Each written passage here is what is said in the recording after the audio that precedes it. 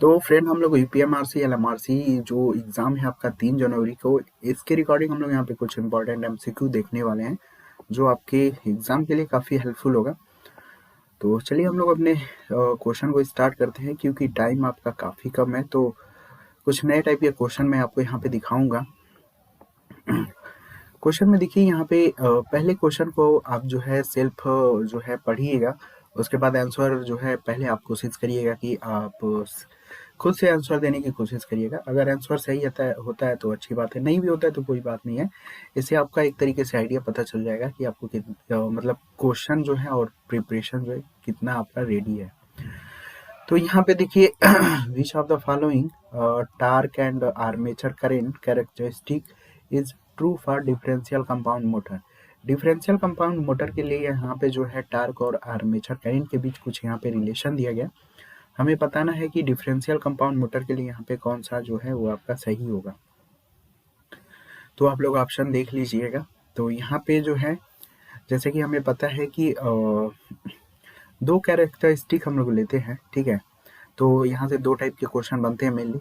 तो हमें पता है कि डीसी मोटर में जो टार्क होता है वो फाई इंटू आई होता है आपका, और यहीं से हम लोग सारा का सारा यहाँ पे रिलेशन निकालने वाले हैं। तो यहाँ पे देखो डिफरेंशियल कंपाउंड मोटर का पूछा गया है। तो डिफरेंशियल कंपाउंड मोटर में हमें पता है कि पहला यहाँ पे रखिएगा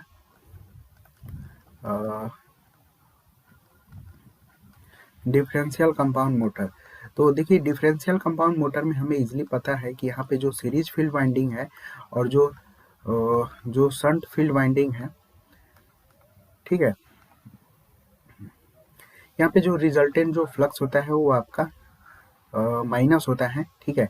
डिफरेंशियल कंपाउंड मोटर में जो है आपका सीरीज फील्ड वाइंडिंग में जो फ्लक्स होता है और शंट फील्ड वाइंडिंग में जो फ्लक्स होता है उन दोनों में माइनस होता है, जिसके वजह से यहाँ पे लोड अगर आप इंक्रीज करते हो तो आर्मेचर करंट आपकी इंक्रीज होगी। लेकिन यहाँ पे जो है सीरीज फील्ड वाइंडिंग में जो फ्लक्स होगा और शंट वाइंडिंग में जो फ्लक्स होगा उसका यहाँ पे निगेटिव होगा, यानी ओवरऑल जो रिजल्टेंट जो फ्लक्स होगा वो आपका कम हो जाएगा, जिसके वजह से जो टार्क होगा वो आपका क्या हो जाएगा, कम हो जाएगा। क्योंकि यहाँ पे टार्क क्या है आपका डायरेक्टली प्रोपोर्शनल है आपके फ्लक्स के, ठीक है। तो रिजल्टेंट आपका कम हो जाएगा, जिसके वजह से हमारा टार्क भी क्या हो जाएगा, यहाँ पे कम हो जाएगा। अगर हम लोड बढ़ाते हैं, लोड बढ़ाने से इजिली हमें पता है कि आर्मेचर करंट भी बढ़ती है। तो आर्मेचर करंट बढ़ने की वजह से सीरीज फील्ड में फ्लक्स बढ़ेगा और शंट में भी बढ़ेगा, लेकिन ये एक दूसरे के अपोजिंग नेचर में जुड़े होते हैं, मतलब विपरीत तरीके से जुड़े होते हैं, डिफरेंस फॉर्म में जुड़े होते हैं, जिसकी वजह से रिजल्टेंट फ्लक्स कम हो जाएगा, जिसकी वजह से जो टार्क होगा वो आपका कम हो जाएगा। तो यहाँ पे जो है इसका चौथा जो आप ग्राफ देख रहे हो, ठीक है, यहाँ पे जो चौथा आप देख रहे हो ये आपका है डिफरेंशियल के लिए, डिफरेंशियल कंपाउंड मोटर, डीसीएम मैंने यहाँ पे लिख दिया हुआ है आपका। अब इसी तरीके से बाकी सभी का आपको पता होना चाहिए। देखो दूसरा जो है वो आपका सीरीज का है, ठीक है, दूसरा जो है वो आपका सीरीज का है, याद रखिएगा। क्वेश्चन कुछ भी पूछ सकते हैं यहाँ पे। सीरीज देखो सीरीज मोटर में इसलिए हमें पता है जो फील्ड वाइंडिंग होती है वो लोड के अक्रॉस सीरीज में जुड़ा होता है, जिसकी वजह से अगर हम लोड बढ़ाते हैं तो फील्ड करंट आपका यहाँ पे जो इंक्रीज होगा, यानी सीरीज फील्ड वाइंडिंग में जो फ्लक्स होगा वो आपका इंक्रीज करेगा। तो जैसे ही वो इंक्रीज करेगा तो कि हम क्या बोल सकते हैं कि जो टार्क होगा वो आपका इंक्रीज करेगा आपका, ठीक है। तो ये आपका देखिए इंक्रीज कर रहा है, लेकिन यहाँ पे जो है कुछ सेचुरेशन की कंडीशन होती है आपका।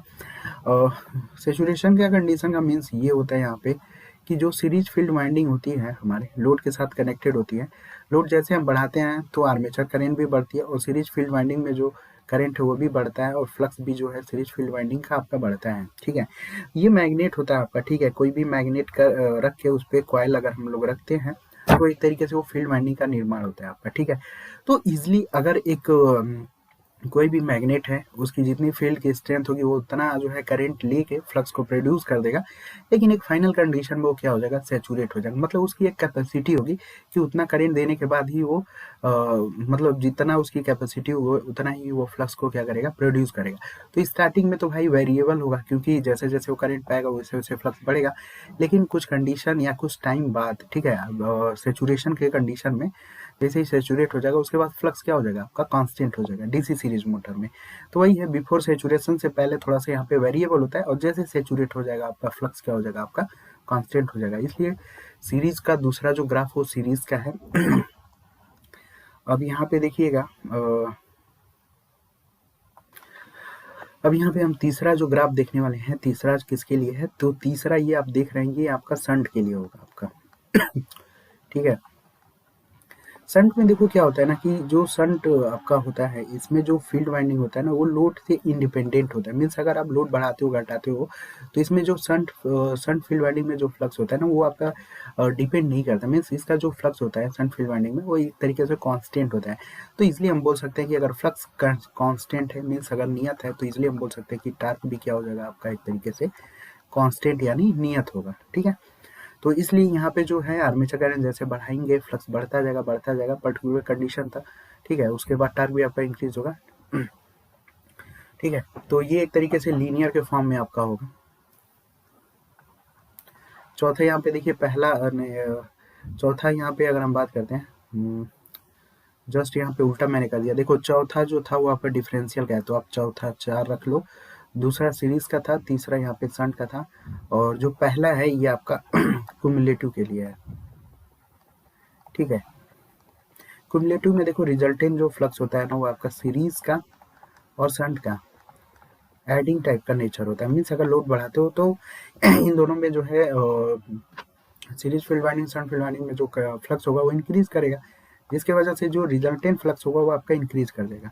तो रिजल्टेंट फ्लक्स इंक्रीज करने की वजह से हम बोल सकते हैं कि जो टार्क है वो भी एक पर्टिकुलर वैल्यू तक इंक्रीज कर जाएगी। तो ये आप देख सकते हो कि जैसे हमने लोड बढ़ाया फ्लक्स बढ़ा यहाँ इनका, उसके बाद जो टार्क है वो आपका इंक्रीज हो जाएगा आपका।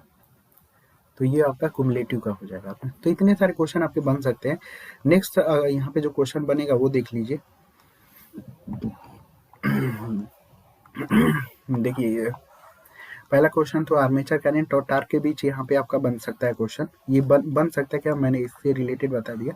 दूसरा क्वेश्चन आप याद रखिएगा कि आर्मेचर करंट और स्पीड के बीच यहाँ पे रिलेशन पूछा जाता है। तो इसके लिए फार्मूला आपको याद रखना है कि स्पीड बराबर होता है बैक ईएमएफ अपान फ्लक्स होता है। ठीक है, अभी यहाँ पे देखो पहला जो ग्राफ है ये आपका डिफरेंशियल के मैंने यहाँ पे शो किया हुआ है। ये आपका पहला ग्राफ जो है वो आपका डिफरेंशियल के लिए है। डिफरेंशियल में हमें पता है कि जो रिजल्टेंट फ्लक्स होता है वो सीरीज और शंट का माइनस होता है। ठीक है, तो अगर हम यहाँ पे भी लोड बढ़ाते हैं तो इनके डिफरेंशियल का में रिजल्टेंट जो फ्लक्स होगा वो आपका क्या होगा, कम हो जाएगा। तो रिजल्टेंट फ्लक्स जब कम होगा तो स्पीड क्या हो जाएगी आपकी, बढ़ जाएगी। ठीक है, तो यहाँ पे आर्मेचर करंट या लोड जैसे ही बढ़ाएंगे तो उसके हिसाब से स्पीड इसकी इंक्रीज हो जाएगी। तो यहाँ पे डिफरेंशियल का मैंने पहला दिखा दिया आपको। शंट का दूसरा, अगर हम शंट की बात करें तो शंट का जो है ये आपका शंट का है। शंट में हमें पता है कि जो शंट फील्ड वाइंडिंग होती है उसमें जो फ्लक्स होता है एक तरीके से कांस्टेंट होता है। यानी अगर फ्लक्स कांस्टेंट है तो स्पीड भी एक तरीके से क्या बोल सकते हैं हम लोग, कांस्टेंट हो सकती है आपका। ठीक है, लेकिन यहाँ पे जो है लोड बढ़ाने के साथ इनका जो स्पीड का जो वेरिएशन होता है वो काफ़ी कम होता है, बहुत थोड़ा बहुत ड्रॉप होता है। तो शंट का हो गया आपका। सीरीज का काफ़ी ज़्यादा वेरिएशन होता है आपका, क्योंकि ये तो डायरेक्ट आपका लोड के सीरीज में जुड़ा होता है, जिस वजह से काफ़ी ज़्यादा अगर लोड वेरी कर रहा है मीन्स सीरीज फील्ड वाइंडिंग में जो फ्लक्स है वो भी काफ़ी ज़्यादा वेरी करेगी। और फ्लक्स ज़्यादा वेरी करेगी तो हम इस वाले फार्मूला से बता सकते हैं यान बराबर EB अपन फाई से कि जो स्पीड है ये भी काफ़ी ज़्यादा वेरिएशन होगा आपका। तो ये आपका हो जाएगा सीरीज का। कुमुलेटिव का यहाँ पे देखिए, कुमुलेटिव का ग्राफ जो होता है कुछ इस तरीके से आएगा, थोड़ा बहुत ड्रॉप होता है कुमुलेटिव में। कुमुलेटिव में भी यही है, आपका लोड बढ़ाने के साथ इनका जो रिजल्टेंट जो फ्लक्स होता है वो थोड़ा बहुत इंक्रीज कर जाता है ना। तो रिजल्टेंट फ्लक्स जब इंक्रीज कर जाएगा तो स्पीड क्या हो जाएगी आपकी, थोड़ा बहुत कम हो जाएगी। ठीक है, इसी वाले फार्मूला से। तो इसलिए मैंने ये जो तीसरा ग्राफ जो है कुमुलेटिव का दिखाया। तो दो ही फार्मूला से टोटल आता है आपका। ठीक है, T बराबर 5 से आप पूरा यहाँ पे आर्मेचर करंट और टार्क के बीच आप रिलेशन बता सकते हो। और स्पीड बराबर बैक ईएमएफ अपान फाई से आप जो है दूसरा जो कैरेक्टरिस्टिक है उसको आप रिप्रेजेंट कर सकते हो। तो आई होप यहाँ से दो तरीके से क्वेश्चन बनते हैं फ्रेंड, तो जरूर आप लोग जो है ध्यान दीजिएगा।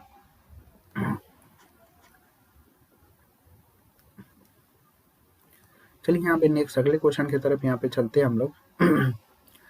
क्वेश्चन में दिया गया है कि which one of the following are true with reference to the thyristor यानी SCR। यहाँ पे कुछ स्टेटमेंट दिए गए हैं और हमें यहाँ पे जो है थायरिस्टर को लेके या फिर एससीआर को लेके कौन कौन से स्टेटमेंट सही है वो सारी चीज़ें हमें बताना है हमें, ठीक है। तो यहाँ पे आप लोग देख लीजिएगा क्या सही है क्या गलत है। वैसे बस मैं यहाँ पे आपको बता दूं कि दूसरा ऑप्शन यहाँ पे सही है, पहला और तीसरा आपका यहाँ पे गलत है, ठीक है। तो यहाँ पे देखो एससीआर के बारे में हम थोड़ा जान लेते हैं कि एससीआर का फुल फॉर्म होता है आपका सिलिकॉन कंट्रोल रेक्टिफायर। ये आपका 4 लेयर होता है और जिसमें 3p-n जंक्शन होता है आपका। ये आपका जो होता है इसके सिंबल से क्वेश्चन आते हैं आपके। मैं अभी आपको एक सिंबल दिखा रहा हूँ जिसमें मोस्टली चांसेस होगा कि बहुत सारे स्टूडेंट इस फिगर को गलत कर सकते हैं। अभी देखिए यहाँ पे कैसे क्वेश्चन बन सकता है या बनेगा, ठीक है। यहाँ पे एनोड होता है, ठीक है, यहाँ पे एनोड होता है और यहाँ पे जो होता है आपका कैथोड होता है जिसे हम लोग सी से रिप्रेजेंट करते हैं। और पी एन हो गया आपका, यहाँ पे जो है एक गेट टर्मिनल होता है G1 जिसे हम लोग एनोड गेट बोलते हैं। और यहाँ पे जो होता है वो आपका G2 होता है जिसे हम लोग कैथोड गेट बोलते हैं। इसी में गलती होती है फ्रेंड, ठीक है। जो ये मैंने सिंबल 2 गेट का रिप्रेजेंट किया हूँ मोस्टली इसी में बहुत लोग गलती कर देंगे आपका। तो यहाँ पे देखो 4 लेयर हुआ, पहला दूसरा तीसरा 4 लेयर हुआ और 3 जंक्शन होते हैं आपके, ठीक है। J1 J2 और J3 हुआ और इसका एक सिंबल इस तरीके से आपको बनाना है।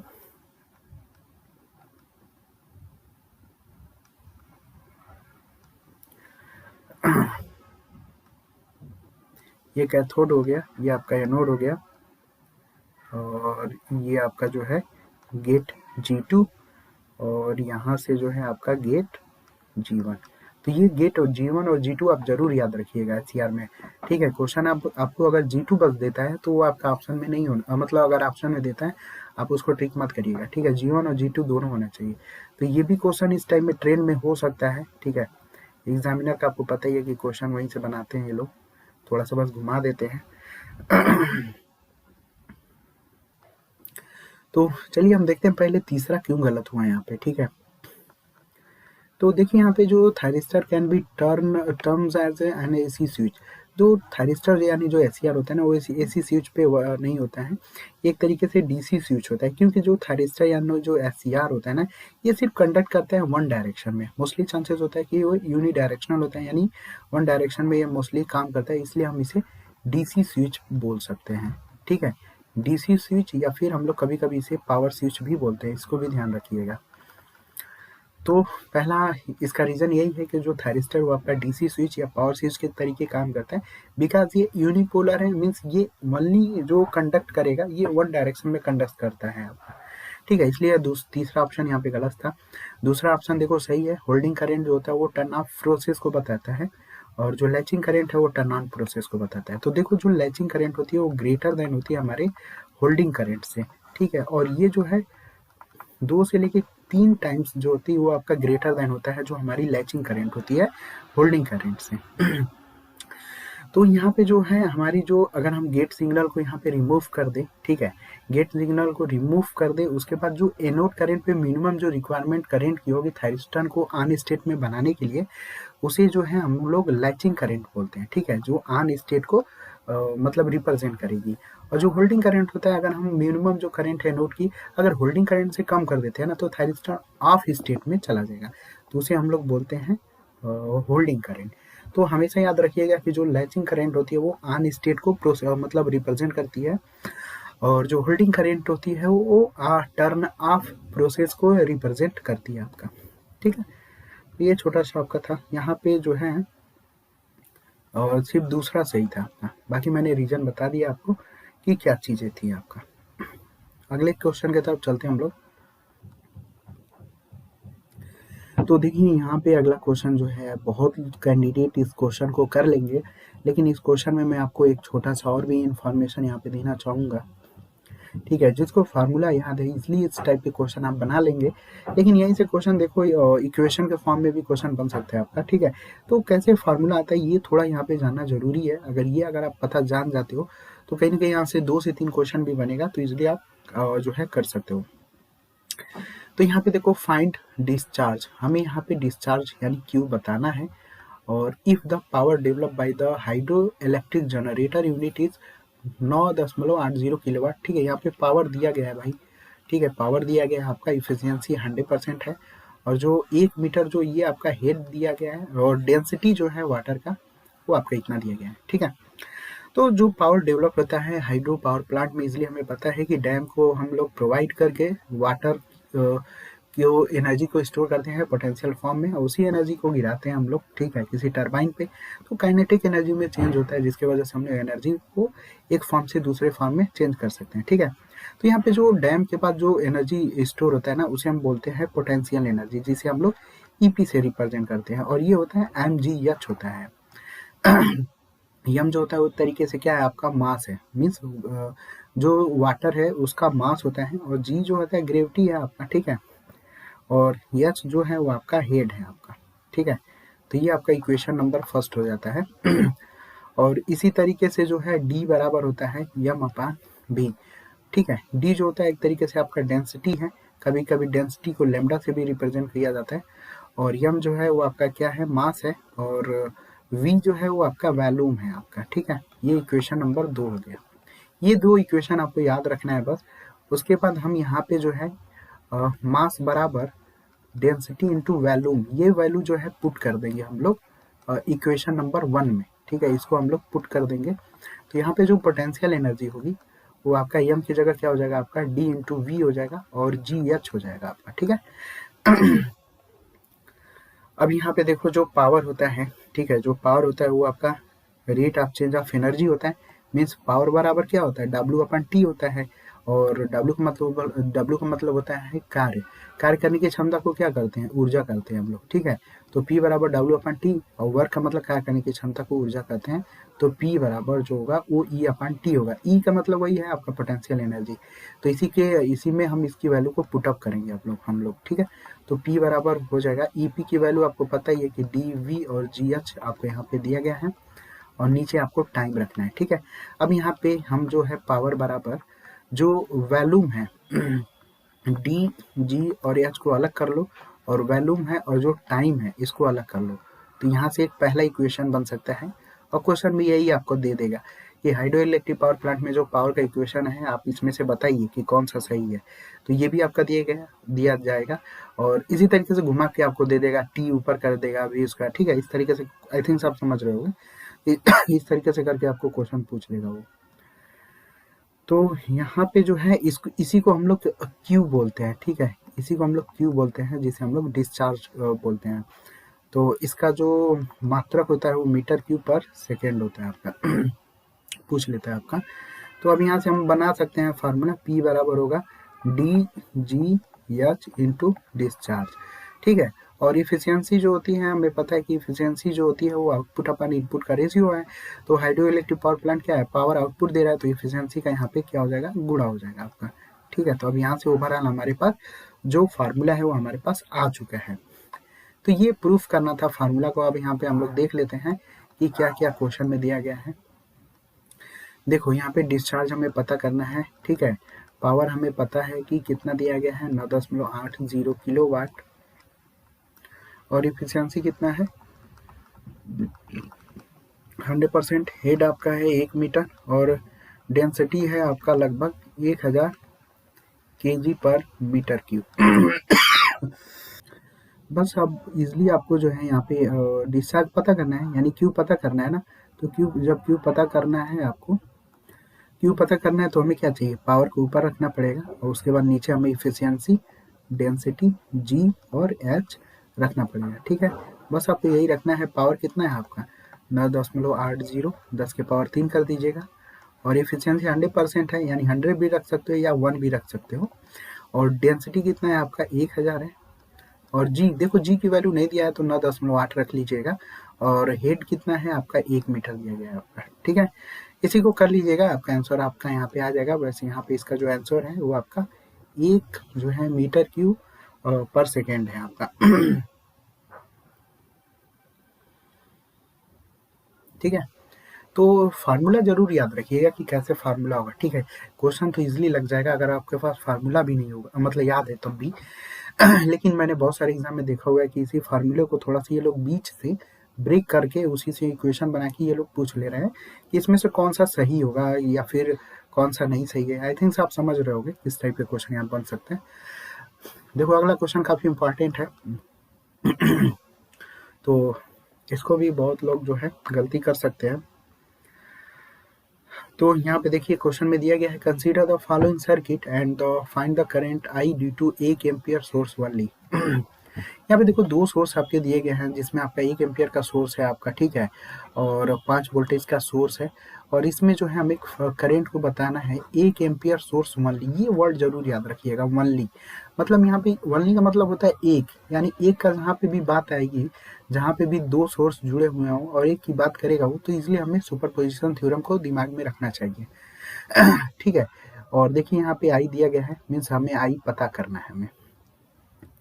तो चलिए हमें यहाँ पे सुपरपोजिशन थ्योरम ही लगाना होगा यहाँ पे, बाकी और कुछ नहीं है। तो देखो सुपरपोजिशन थ्योरम लगाने के लिए हमें इजीली याद रखिएगा कि जो करंट सोर्स होता है ना, इसे हम लोग क्या करते हैं, ओपन करते हैं, ठीक है, और जो वोल्टेज सोर्स होता है इसे हम लोग क्या करते हैं, शॉर्ट करते हैं। ये याद रखिएगा, क्वेश्चन पूछ लेता है। तो ये वोल्टेज सोर्स है तो इसको हम लोग क्या कर देंगे, शॉर्ट कर देंगे। हम लोगों ने इसको क्या कर दिया, शॉर्ट कर दिया। अभी इसी को हम लोग यहाँ पे देखते हैं, इसको हम लोगों ने शॉर्ट किया। 4 ओम और 2 ओम किस में जुड़े हुए हैं, ये आपके पैरेलल में जुड़े हुए हैं। तो यहाँ पे 1 एम्पियर का सोर्स लेना है आपको, और 5 ओम तो आपका जुड़ा ही हुआ है, और यहाँ पे जो है 2 ओम, ये आपका 2 ओम है, और 4 और 2 किस में है, आपके पैरेलल में है। तो 4 और 2 को जब करिएगा, ठीक है, 4 गुणे 2 और प्लस 4 प्लस 2 करिएगा, तो ये हो जाएगा आपका 4/3 हो जाएगा, ठीक है। तो ये 2 ओम के साथ किस में हो जाएगा, सीरीज में हो जाएगा 4/3, ठीक है, और ये इसका पैरेलल में हो जाएगा आपका, और सर्किट इस तरीके से कंप्लीट हो जाएगी आपकी, ठीक है। अब देखो 2 ओम और 4/3 ओम है, ये आपके सीरीज में है, तो 2 ओम और 4/3 इसको आप कर लीजिएगा, तो ये हो जाएगा आपका 10/3 ओम हो जाएगा, ठीक है। तो ये हो जाएगा आपका, ये आपका 5 ओम, और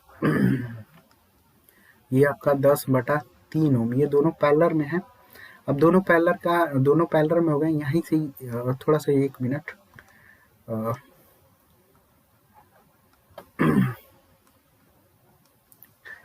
यहीं से आप रख लीजिएगा, ठीक है, यहीं से आप रख लीजिएगा। अब यहाँ पे देखो 1 एम्पियर का सोर्स था, हमें यहीं पे करंट डिवीजन रूल लगाना है, ठीक है। 1 एम्पियर का सोर्स है और हमें 5 ओम में निकालना था हमें यहाँ पे, ठीक है, 5 ओम में निकालना था। तो हम यहाँ पे जो है करंट डिवीजन रूल लगा लीजिए। टोटल करंट 1 एम्पियर की है और रेजिस्टेंस है 5 और 10/3 है आपका, और जिसमें निकालना होता है उसका उल्टा लेते हैं हम लोग, ठीक है। 5 में निकालना है तो हम उल्टे वाले रेजिस्टेंस को लेंगे 10/3, और इसको आप कैलकुलेट कर लीजिएगा।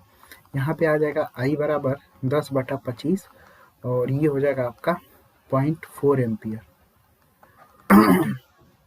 0.4 एम्पियर, ठीक है। तो ध्यान दीजिएगा, माइनस वाले को आप ट्रिक मत करिएगा।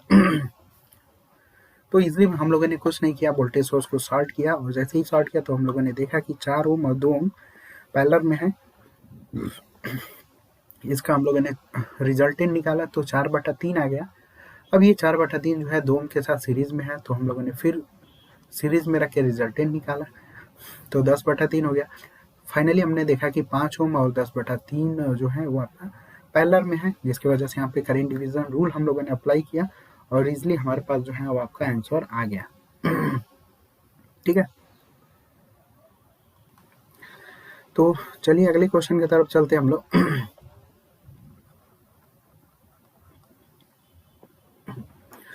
क्वेश्चन दिया गया है कि which of the following quantity will be reduce due to the skewing of the motor in the 3 phase squirrel cage induction motor. तो यहाँ पे जो है, तो यहाँ पे देखिए जो हमारा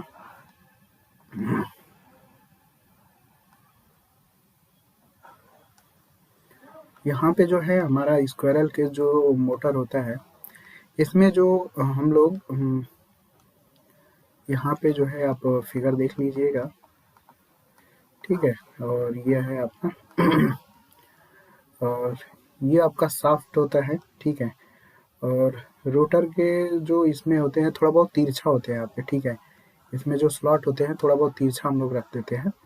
तिरछा रखने से देखो लंबाई बढ़ जाती है ना, तो आर बराबर रो एल बाई ए से हम इजीली बता सकते हैं कि लंबाई बढ़ने से रेजिस्टेंस बढ़ जाएगा ना। रेजिस्टेंस बढ़ेगा तो इजीली हमें टार्क जो है जो टार्क भी आपका इंक्रीज कर जाएगा। जैसे कि हम लोग स्लिप वाले में क्या करते हैं कि रेजिस्टेंस बाहर से लगा के टार्क को इंक्रीज करते हैं, तो यहाँ पे इसका ये बेनिफिट है। और तिरछा होने से बहुत सारे एडवांटेज है, जैसे आप जो है जो है टूथ हार्मोनिक्स से रिड्यूस कर सकते हो, फिर आपका जो क्राउलिंग इफेक्ट से थोड़ा बहुत प्रिवेंटेड प्रोवाइड कर सकते हो, मैग्नेटिक हमिंग जो होता है वो आपका रिड्यूस कर सकते हो। तो बहुत सारी चीज़ों में इसका बेनिफिट है। मोटर बहुत ही मतलब क्या बोलते हैं कि साइलेंट ऑपरेट करता है, तो इसके बहुत सारे एडवांटेज हैं स्क्रूइंग करने के, ठीक है। तो जो रोटर स्लॉट होते हैं वो आपका तिरछा रखने का बस यही होता है कि जो स्लॉट हार्मोनिक्स होते हैं, स्लॉट हार्मोनिक्स मीन जो पैरासिटिक टार्क होते हैं वो सभी को एलिमिनेट कर सकते हो आप, ठीक है, या रिड्यूस कर सकते हो आप, ठीक है। तो पैरासिटिक टार्क को आप एलिमिनेट या रिड्यूस कर सकते हो। जो पुल आउट टार्क होता है, ठीक है, पर्टिकुलर लोड के बाद जो एक मैक्सिमम जो टार्क की कंडीशन होती है, उन सारी चीज़ों को भी यहाँ पे पुल आउट कर सकते हो, ठीक है। स्टार्टिंग में जो टार्क होता है ना, इस चीज़ को भी यहाँ पे जो है हमें जो हार्मोनिक्स की वजह से जो स्टार्टिंग में जो टार्क हमें नहीं मिल पाता है या फिर जो अच्छा नहीं मिलता है, उन सारी चीज़ों को भी हम लोग यहाँ पे एलिमिनेट कर सकते हैं, ठीक है। तो सभी चीज़ों को यहाँ पे एलिमिनेट करने का मीन्स यहाँ पे आप रिड्यूस करने का मतलब है, ठीक है। तो यहाँ पे एलिमिनेट का मतलब आप यहाँ पे रिड्यूस का मतलब एलिमिनेटेड से मतलब है आपका। तो इस चीज़ को याद रखिएगा, पहला दूसरा और तीसरा यहाँ पे आपका सही होगा। तो यहाँ देखिए अगला यहाँ पे क्वेश्चन दिया गया है, जो आउटपुट सिग्नल होता है आपका कॉमन कलेक्टर एम्पलीफायर में, वो ऑलवेज क्या होता है आपका, ठीक है।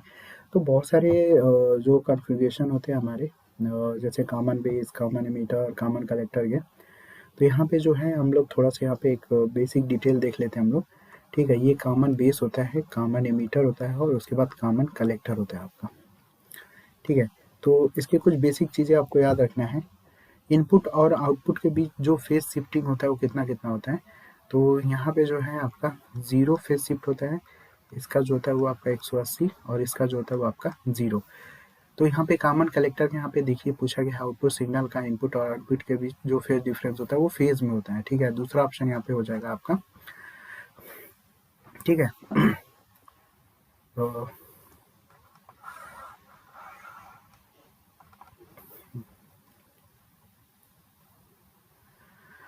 तो यहाँ पे जो है phase shift between the input and output के बीच अगर पूछेगा तो कॉमन बेस के लिए 0, कॉमन एमीटर के लिए 180 फेज शिफ्ट और कॉमन कलेक्टर के लिए 0 डिग्री, ठीक है। तो 0 का मतलब फेज में होगा और 180 का मतलब आउट ऑफ फेज हो जाएगा आपका, ठीक है। उसके बाद यूजेज काफ़ी याद रखना है आपको। कॉमन बेस का जो यूजेज होता है वो करंट बफर के लिए यूज होता है, ठीक है। कॉमन बेस का यूज, ये क्वेश्चन पूछा जा रहा है अभी,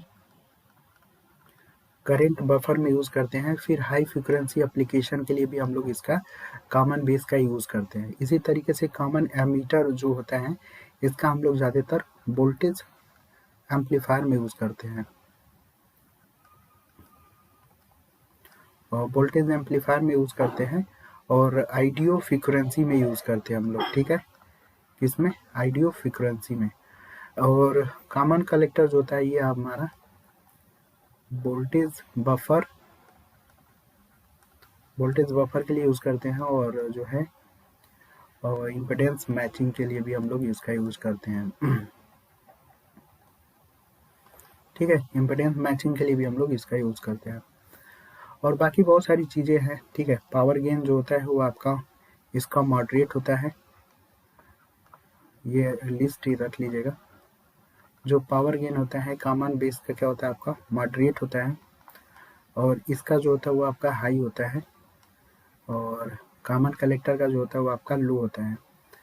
इसी तरीके से जो है आपका करंट गेन जो होता है ये भी अगर पूछ लें, करंट गेन को हम लोग नॉर्मली बीटा से रिप्रेजेंट करते हैं।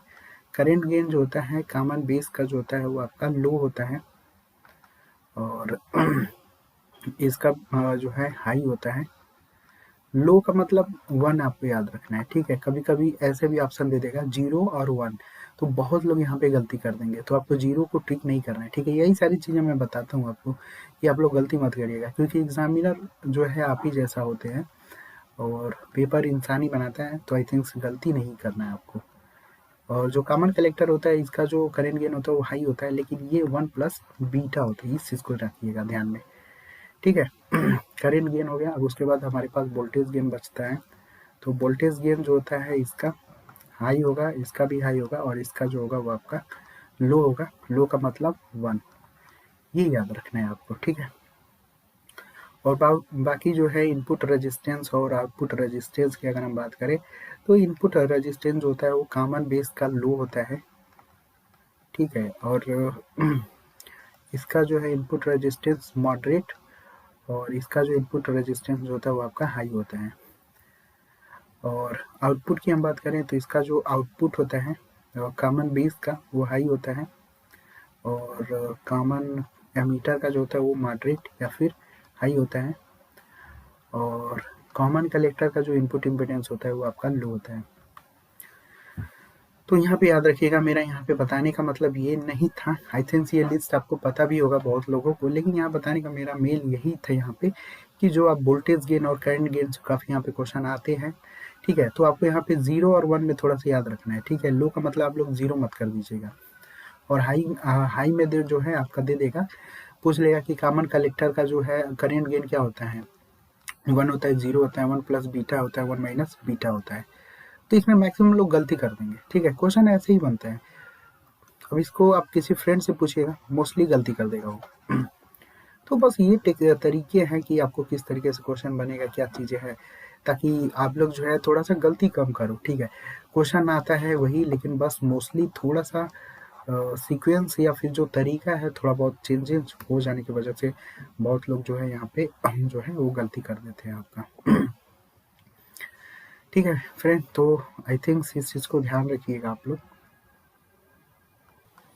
तो चलिए फ्रेंड, आज के सेशन में हम लोग इतना ही रखते हैं, ठीक है। थोड़ा सा टाइम मैनेज नहीं हो जा रहा है तो वीडियो लेंथ लंबा हो जाएगा, ठीक है। अभी यूपीएमआरसी में कुछ क्वेश्चन मैं करा दे रहा हूँ, बाकी जो है पावर ग्रिड का है तो उसमें हम लोग सेशन को अच्छे से लेंगे, ठीक है। तो चलिए हम लोग एलएमआरसी से पहले कुछ क्वेश्चन हम लोग डिस्कस कर देंगे, ताकि मे बी यहाँ से अगर क्वेश्चन आएगा तो मे बी आप लोगों का थोड़ा सा यहाँ पे प्रॉब्लम नहीं होगा। तो चलिए आज के लिए इतना ही रखते हैं हम लोग।